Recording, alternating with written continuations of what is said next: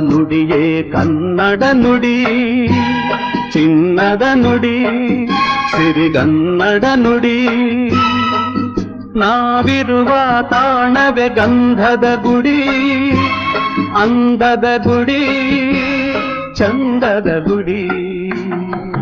ನಾವಾಡುವ ನುಡಿಯೇ ಕನ್ನಡ ನುಡಿ, ನಾವಿರುವ ತಾಣವೇ ಗಂಧದ ಗುಡಿ, ಅಂದದ ಗುಡಿ, ಗಂಧದ ಗುಡಿ, ಚಂದದ ಗುಡಿ, ಶ್ರೀಗಂಧದ ಗುಡಿ.